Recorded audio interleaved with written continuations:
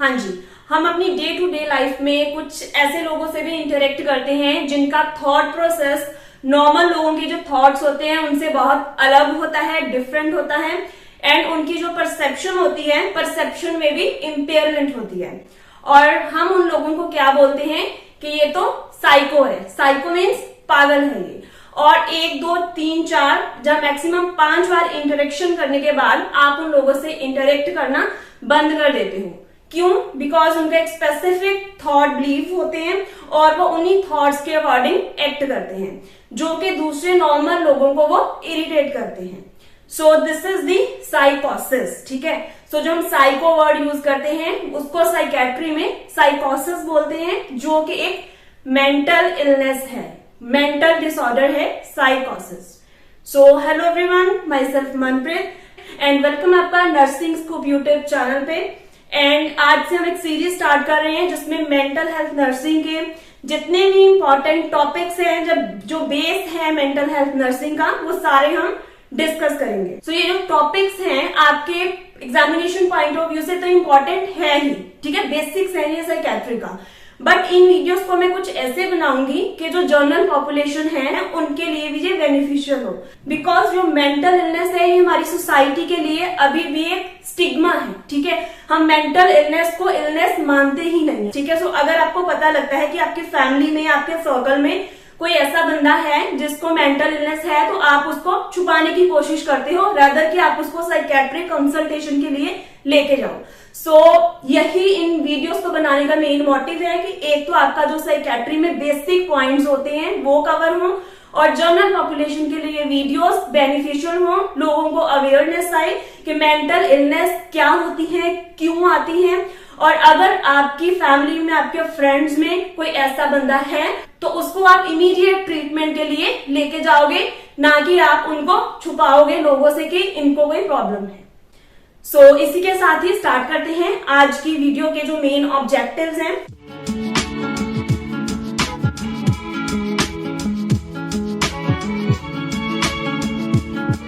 सो सबसे पहले हम देखेंगे साइकोसिस के बारे में।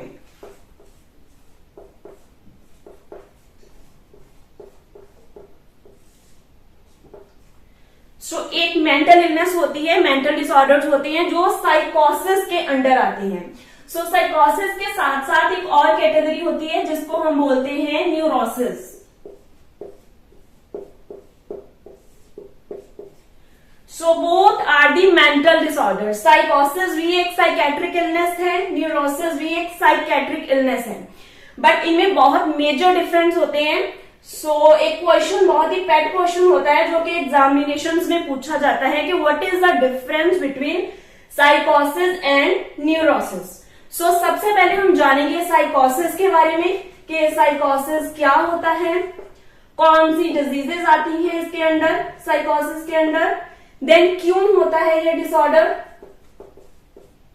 देन इसके मेन क्लिनिकल मैनिफेस्टेशंस क्या हैं, जिसको आप साइन एंड सिम्टम्स बोलते हो, देन एक पर्सन की लाइफ में ये कैसे इम्पैक्ट करते हैं, इनका इफेक्ट क्या होता है, एंड एट लास्ट हम जानेंगे कि इनका ट्रीटमेंट क्या है, कौन कौन से ट्रीटमेंट ऑप्शंस अवेलेबल होते हैं for the psychotic and neurotic patients.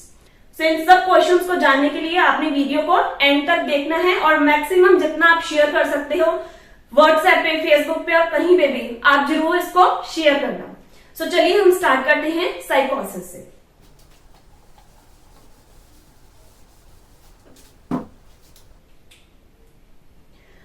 So definition से स्टार्ट करते हैं। डेफिनेशन और बेसिक मीनिंग ऑफ साइकोसिस। सो साइकोसिस सबसे पहले तो क्या है, it is a major mental illness.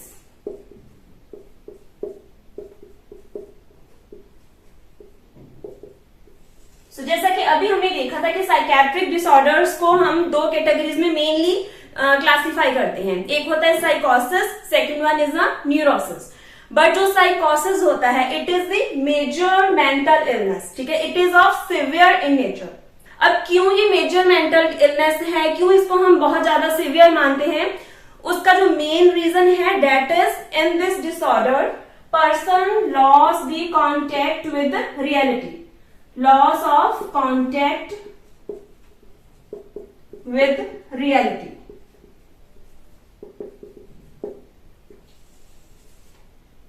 कि रियल वर्ल्ड से कनेक्शन खत्म होता है, जो रियल लाइफ सिचुएशंस होती हैं उनसे पर्सन बहुत दूर चला जाता है, एंड एक उसका क्या है कि इमेजिनेशन उसकी अपनी ही बन जाती है और वो अपने इमेजिनेटरी वर्ल्ड में ही रहता है। इसलिए इस डिसऑर्डर को ज्यादा सीवियर माना जाता है। और इसको आप सेकंड एक स्पेसिफिक एक छोटा सा वर्ड आता है जिसको हम बोलते हैं insight. Insight is the awareness about the illness, जो कि साइकोसिस वाले पेशेंट में एब्सेंट होती है। ठीक है, सो इनसाइट एब्सेंट होती है, एंड यही मेजर प्रॉब्लम है कि पेशेंट को पता ही नहीं होता कि उसे डिसऑर्डर है। पेशेंट को अवेयरनेस नहीं होती डिजीज कंडीशन के बारे में, उसने जो थॉट्स बना ली वो उन्हीं थॉट्स को सही मानेगा, वो आपकी बात को नहीं सुनेगा। ठीक है, जैसे होता है ना कि पागल लोग अपने आप को पागल कभी भी नहीं मानते, सो वो साइकोसिस ही है। क्यों? क्योंकि उसमें इंसाइट ही नहीं है। पेशेंट का रियलिटी से कांटेक्ट ही खत्म हो गया, उसने अपने ही इमेजिनेशन में रहना है, उसने अपने ही थॉट्स बना ले, उसकी अपनी ही एक परसेप्शन होगी। कैसे वो सब आता है वो हम आगे देखेंगे। सो यही है बेसिक एंड सिंपल मीनिंग साइकोसिस का।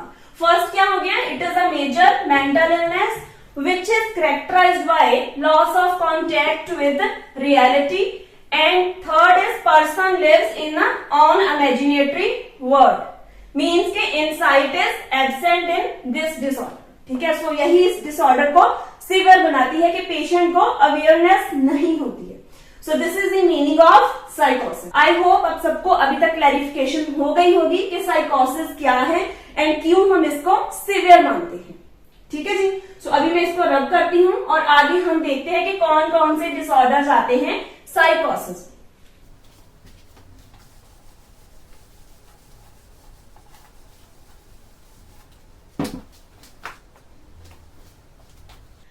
सबसे पहले आती है डिजीज कंडीशन, आप सबने सुना होगा स्किज़ोफ्रेनिया करके बोलते हैं। Schizophrenia is the most severe kind of the psychotic disorder. इसके भी आगे बहुत सारे टाइप्स होते हैं। जब हम अलग से स्किज़ोफ्रेनिया को पढ़ेंगे तब हम उसको वहीं पर डिस्कस करेंगे कि इसकी और कौन कौन सी टाइप्स होती हैं। सेकंड है डिल्यूजनल डिसऑर्डर्स।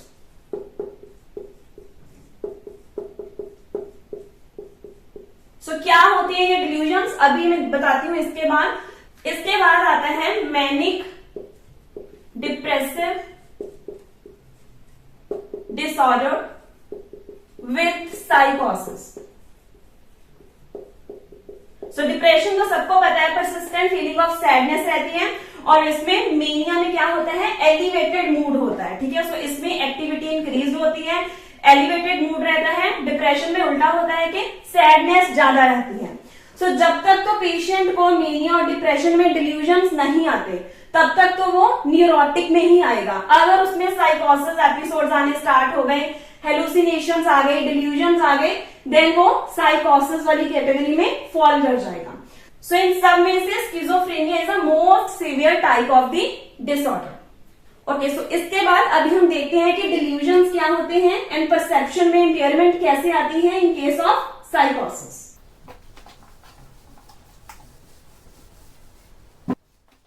फर्स्टली हम देखते हैं डिल्यूजन। डिल्यूजन क्या है? डिल्यूजन सबसे पहले तो ये जानो कि it is a thought disorder. Thought disorder है ये, जिसमें पेशेंट की थिंकिंग में डिस्टर्बेंस आती है, इंपेयरमेंट इन थिंकिंग होती है इन केस ऑफ डिल्यूजन। अब एग्जैक्टली इसकी डेफिनेशन क्या है, किस केस को हम बोलेंगे कि ये डिल्यूजनल केस है? इसमें क्या होगा? सबसे पहले तो लिखो आप एक word false, then fixed, then form. False, fixed, form belief होता है। बिलीफ मीन्स के पेशेंट ने जो मान लिया। ठीक है, false, fixed and firm belief होगा which is hold true by a patient. Patient के लिए वो सच होगा थॉट। ठीक है, and you can't remove that thought with any type of the explanation. आप उसको 10 नहीं 50 बंदे भी आके बोल दोगे ना कि जो आपने थॉट अपना एक बिलीफ बना के रखा है वो गलत है, वो उस बंदे को छोड़ देगा, उस बंदे को कट ऑफ कर देगा, बट अपने बिलीफ को नहीं छोड़ेगा। बिकॉज ये बिलीफ बहुत ही फिक्स्ड होता है, बहुत ही फॉर्म होता है। एंड प्रॉब्लम क्यों आती है कि वो बिलीफ जो है वो फॉल्स है, वो गलत बिलीफ पेशेंट ने अपने माइंड में बना लिया है। So this is the delusion. So इस टाइप के पेशेंट को आप कितने भी एविडेंस दे दो कि जो आपने बिलीफ बनाया है वो गलत है, वो सही नहीं है,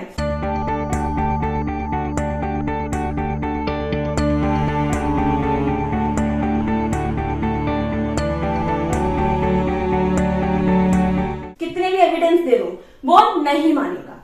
so this is the delusion. और कहीं कहीं पे कई बुक्स में एक वर्ड लिखा होता है शेकेबल। सो इस शेकेबल वर्ड का क्या मतलब है? जैसा कि अभी मैंने बताया कि एक बिलीफ बन गया जो कि बहुत ही फिक्स्ड है, रिजिड है, फर्म है।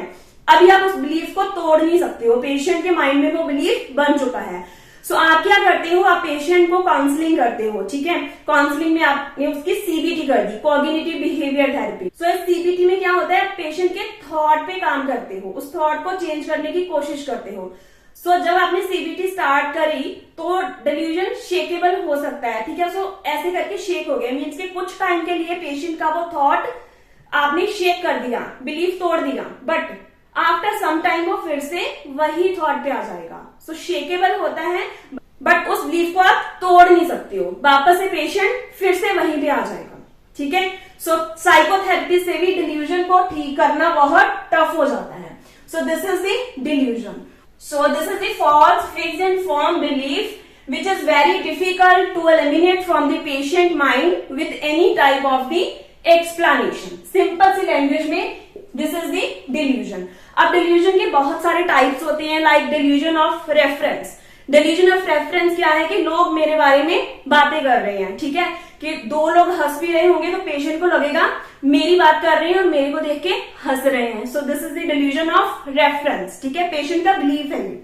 ओके, सो एक और बहुत कॉमन डिल्यूजन होता है जिसको हम बोलते हैं डिल्यूजन ऑफ पैरानोया, मीन्स के पैरानोइड डिल्यूजन या डिल्यूजन ऑफ परसिक्यूशन भी हम उसको बोलते हैं।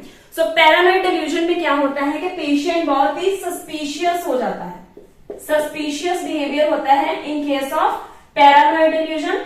एंड इस डिल्यूजन में पेशेंट को लगता है कि माय फैमिली मेंबर्स और any other person can cause the harm to me, कि लोग मेरे को फिजिकल या मेंटल हार्म करना चाहते हैं। सो ये भी पेशेंट का एक सस्पिशियसनेस होती है, पेशेंट का एक बिलीफ होता है। सो ऐसे करके एक डिल्यूजन ऑफ ग्रैंडियोसिटी होता है जिसमें पेशेंट को सेल्फ एस्टीम उसका बहुत ज्यादा होता है। पेशेंट विल थिंक लाइक कि उसके पास स्पेशल पावर्स हैं, उसके पास स्पेशल एबिलिटीज हैं, कि वो गॉड से कनेक्ट कर सकता है, जब गॉड का मैसेंजर है वो इस अर्थ पे, जहां फिर मेरे पास इतना पैसा है कि मैं पूरी दुनिया को खरीद सकता हूँ। सो पेशेंट के पॉकेट में 10 रुपए भी नहीं होंगे, बट पेशेंट को ऐसा लगेगा कि मेरे पास बहुत वेल्थ है। सो इस कंडीशन में ग्रैंडियोसिटी में एग्जैजरेट फीलिंग्स होंगी उसकी एबिलिटीज के लिए, उसके स्किल्स के लिए एंड सेल्फ पावर के लिए। So this is the delusion of grandiosity which is present in case of the mania. So ऐसे करके बहुत सारे टाइप्स हैं, like delusion of guilt होता है जो कि हम डिप्रेशन में देखते हैं, nihilistic delusion होता है जो कि मेनली डिप्रेशन में ही देखने के लिए मिलता है। सो वो हम सेपरेट वीडियो बनाएंगे डिल्यूजनल डिसऑर्डर पे, वहीं पे डिस्कस करेंगे। बट जो इसकी मोस्ट कॉमन टाइप्स होती है, पैरानोइड डिल्यूजन होता है, डिल्यूजन ऑफ रेफरेंस होता है, एक डिल्यूजन ऑफ इनफिडेलिटी भी होता है जिसमें पेशेंट को लगता है कि जो मेरा स्पाउस है वो फेथफुल नहीं है। सो वो उसके लिए एविडेंस ही इकट्ठे करता रहता है, बट उसको कोई एविडेंस नहीं भी मिलेगा तब भी वो बोलेगा कि my partner is not faithful with me and he और she is having a extramarital affair. So इस टाइप के डिल्यूजन्स होते हैं जो कि मेनली प्रेवलेंट होते हैं और साइकेट्रिक पेशेंट्स में देखे जाते हैं। सो इन बिलीफ्स को शेक करना बहुत डिफिकल्ट होता है एंड यूजुअली हमें मेडिकेशंस पे जाना पड़ता है, ड्रग्स पे जाना पड़ता है to treat this condition. So this is the delusion. So ऐसे होता है thought impairment in case of साइकोसिस। सो इसके बाद हम देखते हैं कि परसेप्शन कैसे इंपेयर होती है।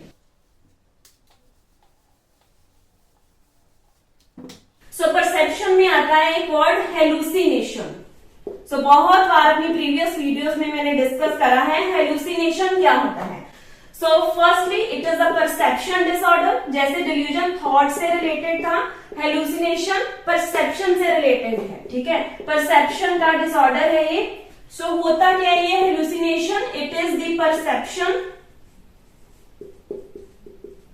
परसेप्शन होती है without any external stimuli, without any external stimuli, कि एनवायरमेंट में कोई स्टिमुलाई नहीं है बट पेशेंट को परसीव हो रहा है। ठीक है, बहुत ही अजीब कंडीशन होती है हेलुसिनेशन। सो इसके बहुत सारे टाइप्स होते हैं। ऑडिटरी हेलुसिनेशन होती है जो हियरिंग से रिलेटेड होती है, ऑडिटरी हेलुसिनेशन। सो इसमें पेशेंट को कुछ वॉइसेस सुनती है जो कि एक्चुअली एनवायरमेंट में नहीं होती है। सो इसमें मोस्ट कॉमन साइन होता है मटरिंग का। सो मटरिंग क्या होता है कि पेशेंट एक बहुत ही लो वॉइस में कुछ कुछ बोलेगा, बट जो सेकंड पर्सन होगा, जो उसके फैमिली मेंबर्स होंगे, वो जो पेशेंट बोल रहा है उसको अंडरस्टैंड नहीं कर पाएंगे। ठीक है, और बोलने के साथ साथ वो ऐसे ऐसे करके कुछ ना कुछ इशारे करेगा। ठीक है, सो कई बार अकेला रूम में बैठा होगा पेशेंट, ठीक है, सो कॉर्नर में ऐसे देखेगा और कुछ ऐसे ऐसे जैसे हम किसी से बातें करते हैं ना, वो ऐसे कुछ अपने एक्शंस करेगा, बट आपको समझ नहीं आएंगे, इतनी लो वॉइस में होता है। और जनरली जो मटरिंग होती है उसमें पेशेंट एंगर में होता है, अग्रेशन में होता है।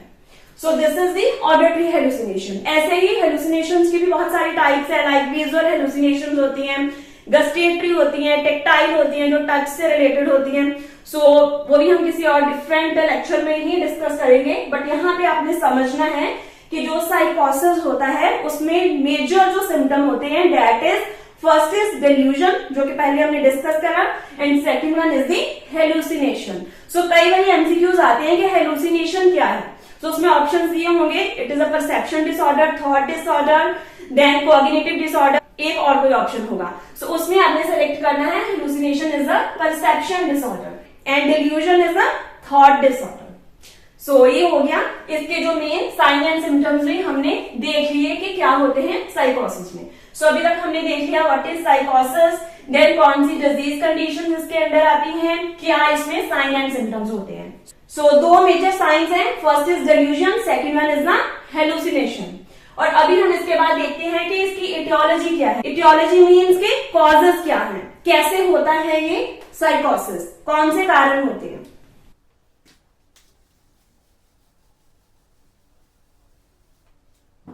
सो इसमें फर्स्ट हम इसको कैटेगराइज कर लेते हैं दो फैक्टर्स में। First one is the biological factor, biological factor हो गए, एक हो गए psychological factor. So in case of साइकोसिस जो बायोलॉजिकल फैक्टर्स होते हैं ये बहुत बहुत इंपॉर्टेंट होते हैं। सो आप ऐसा भी कह सकते हो कि biological factors play more role than the psychological factor in case of साइकोसिस। साइकोलॉजिकल फैक्टर्स ट्रिगर करते हैं ये, अगर बायोलॉजिकल फैक्टर्स हों तो अगर साइकोलॉजिकल कोई ट्रॉमा आ जाए तो वो इंटेंसिटी इंक्रीज कर देते हैं डिसऑर्डर की, बट बायोलॉजिकल फैक्टर्स यहाँ पे ज्यादा रोल प्ले करेंगे। सो इसमें सबसे पहले आ जाएगा जेनेटिक्स। सो जेनेटिक्स क्या है, जो जनरेशन टू जनरेशन डिजीज चलती है, लाइक पेरेंट्स को है आगे बच्चों को होने के भी चांसेस होते हैं। सो इन केस ऑफ साइकोसिस जेनेटिक्स बहुत इंपॉर्टेंट रोल प्ले करती है। So after genetics, second one is the biochemical factors. Biochemical factors. So biochemicals क्या होते हैं, कुछ एक न्यूरोकेमिकल्स होते हैं जिनके इम्बैलेंस होने से, इंक्रीज और डिक्रीज होने से साइकोसिस हो सकता है। लाइक जैसे हमने स्किज़ोफ्रेनिया देखा था जो कि most severe type of the psychotic disorder है, उसमें क्या होता है न्यूरोकेमिकल है डोपामिन, सीरोटोनिन, इनके लेवल बहुत ज्यादा इंक्रीज होते हैं in case of schizophrenia which is a psychotic disorder. So जितने भी मेजॉरिटी साइकोटिक डिसऑर्डर्स हैं उनमें बायोकेमिकल्स इंक्रीज होते हैं, उनका इम्बैलेंस हुआ होता है। सो ऐसे बायोकेमिकल फैक्टर भी मेजर रोल प्ले करते हैं in the occurrence of the psychotic problems. So इसके बाद जो थर्ड आता है that is the organic causes. Organic causes का क्या मतलब है कि कुछ ब्रेन डिफेक्ट था, ठीक है, बाय बर्थ भी हो सकते हैं वो ब्रेन डिफेक्ट, जहां फिर ब्रेन इंजरी हो गई, इसके साथ साथ न्यूरो एनाटॉमिकल चेंजेस भी आती हैं, ठीक है, कि आपकी ब्रेन की एनाटॉमी में कुछ चेंज हुआ उसकी वजह से भी हो सकता है साइकोसिस, एंड डीजनरेटिव डिजीजेस से भी होता है जो एज के साथ आती हैं, that are the degenerative diseases. Okay, so these are the main biological factors which play the role in occurrence of the psychotic disorders. ठीक है, so जो main factors हैं that are genetics, biochemical changes and organic causes. And इनके साथ साथ psychological factor, कोई भी psychological trauma हुआ, ठीक है, लाइफ में कुछ मेजर चेंज हुआ जहां बहुत ही परसिस्टेंट स्ट्रेस है, तो वो इन सारी चीजों के साथ मिलके साइकोसिस को और भी ज्यादा सीवियर कर सकता है. सो ये हो गए इसके कॉजेज और इटियोलॉजी. सो ये भी हमने पढ़ लिया, डिसऑर्डर्स भी देख लिए, मीनिंग भी देख लिया. अब हम देखते हैं कि इसके इफेक्ट क्या आते हैं. पर्सन की लाइफ में साइकोसिस क्या चेंजेस लेके आता है, कैसे इम्पैक्ट करता है उसके फैमिली मेंबर्स को, पेशेंट को, एंड लास्ट में हम देखते हैं कि उसका ट्रीटमेंट क्या होगा.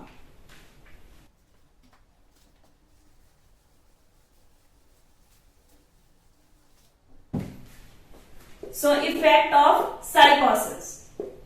सो सबसे पहला आता है पर्सनैलिटी डिसऑर्गेनाइजेशन. पर्सनैलिटी डिसऑर्गेनाइजेशन तो होएगी बिकॉज इसमें क्या है, पेशेंट के फिक्स बिलीफ है जो कि रॉन्ग बिलीफ होते हैं, डिल्यूजन्स है, पेशेंट की परसेप्शन ही सही नहीं है, मीन्स के उसमें हेलुसिनेशंस है, तो पर्सनैलिटी डिसऑर्गेनाइजेशन तो होनी ही है. उसके बाद पेशेंट की जो जजमेंट होती है, जजमेंट करने की एबिलिटी, वो भी इम्पेयर हो जाएगी, क्योंकि अगर उसने किसी पर्सन के लिए फिक्स्ड फॉर्म बिलीफ रख लिया, फॉल्स बिलीफ बना लिया, तो वो उस पर्सन को रॉन्ग ही जज करेगा, चाहे पर्सन कितना भी ज्यादा अच्छा हो अपनी रियल लाइफ में. सो जजमेंट इम्पेयरमेंट आएगी. इसके साथ साथ नेक्स्ट होएगा कि पेशेंट का रियलिटी से कॉन्टेक्ट हट जाएगा and patient will live in the imaginatory world. वो अपनी एक सेपरेट दुनिया बना लेगा एंड उसी में रहना पसंद करेगा और दूसरे लोगों से कनेक्शन अपना कट करेगा. इसी के साथ फोर्थ पॉइंट बनता है फैमिली डिसऑर्गेनाइजेशन. फैमिली डिसऑर्गेनाइजेशन होती है due to behaviour of the patient, and इसके साथ और क्या हो सकता है, poor social interactions. And fifth point है जो पेशेंट का जनरल बिहेवियर होगा. पेशेंट का जनरल बिहेवियर इतना ज्यादा डिसऑर्गेनाइज हो जाएगा कि patient can't manage that behaviour by themself. So patient को एक्सटर्नल हेल्प की तभी नीड पड़ेगी. सो एक्सटर्नल हेल्प में सिर्फ काउंसलिंग, साइकोथेरेपी नहीं आती. तो इस लेवल पे आके पेशेंट को मेडिकेशन की, ड्रग थेरेपी की जरूरत पड़ेगी. So these are the major effects. First is personality disorganisation due to delusion and hallucination. Second one is the impairment in judgment. Third one is patient will start living in the imaginary world and loss of contact with the reality पूरा खत्म हो जाएगा. And उसके बाद family disorganisation आएगी because उसकी खुद की पर्सनैलिटी ही सही नहीं है, तो उसका बिहेवियर सही नहीं होगा दूसरे लोगों के साथ. So all this lead to the poor social interactions. And last is patient general behaviour में भी डिसऑर्गेनाइजेशन आएगी. So that's all about the effects of the psychosis on the patient and his or her family. So next देखते हैं. So इसके बाद last में हम देखते हैं कि ट्रीटमेंट ऑप्शंस क्या हैं एंड इसका प्रोग्नोसिस क्या होता है साइकोटिक डिसऑर्डर्स का. So जो मेन इसका ट्रीटमेंट है, जैसा कि ये साइकोसिस है, तो एंटी साइकोटिक ड्रग्स आपने सुनी होगी. Anti psychotic drugs. सो यहाँ पे एंटीसाइकोटिक ड्रग्स बहुत मेजर रोल प्ले करती हैं for the treatment of the psychotic disorders. So कैसे ये ड्रग्स एक्ट करती हैं, थोड़ा सा मैं बता देती हूँ मैकेनिज्म ऑफ एक्शन. जैसे कि ये हो गया आपका presynaptic neuron and this is the postsynaptic neuron. साइकोसिस में एक्चुअली क्या होता है, साइकोसिस में यहाँ पे जो न्यूरोकेमिकल्स होते हैं, जो यहाँ से इधर आते हैं, प्री सिनैप्टिक न्यूरॉन से नीचे आएंगे पोस्ट सिनैप्टिक न्यूरॉन पे. तो यहाँ पे इनका लेवल हो जाता है इंक्रीज. जो हमने कॉजेज में पढ़ा था कि जो साइकोटिक डिसऑर्डर्स होते हैं उसमें न्यूरोकेमिकल लेवल इंक्रीज हो जाते हैं, रेज हो जाते हैं. सो जो एंटीसाइकोटिक ड्रग्स होंगी ये क्या करेंगी, सो जो एंटीसाइकोटिक ड्रग्स यहाँ पे आके एक्ट करेंगी पोस्ट सिनैप्टिक न्यूरॉन पे, ऐसे करके यहाँ पे कनेक्शन बना लेंगी अपना. और यहाँ पे जब ऐड हो जाएगा एंटीसाइकोटिक ड्रग, तो वो क्या करेगा, जो यहाँ पे न्यूरोकेमिकल्स आ रहे हैं उसको अटैच नहीं होने देगा एंड उसको वापस भेज देगा प्री सिनेप्टिक न्यूरॉन के पास, और यहाँ पे थोड़ा बहुत ही होएगा न्यूरोकेमिकल, जो भी जितना चाहिए नॉर्मल बिहेवियर के लिए। सो ऐसे एंटीसाइकोटिक ड्रग्स एक्ट करती हैं, इंक्रीज जो होते हुए न्यूरोकेमिकल्स यहाँ पे उसको डिक्रीज कर देती हैं। सो फर्स्ट तो हो गया antipsychotic drugs. So after that जो एंटी डिप्रेसेंट होते हैं वो भी हम यूज करते हैं to treat the patient symptoms, antidepressants. Then कई केसेस में एंटी एंजाइटी भी होते हैं, देन मूड स्टेबलाइजर भी यूज करते हैं। So this will depend upon the patient condition, but जो मेजर काइंड ऑफ ड्रग जो हम यूज करते हैं टू ट्रीट द साइकोसिस that is the antipsychotics. And उसके साथ साथ ये तो हो गया आपका फार्माकोथेरेपी में, ये हो गया फार्माथेरेपी। उसके बाद आएगी साइकोथेरेपी।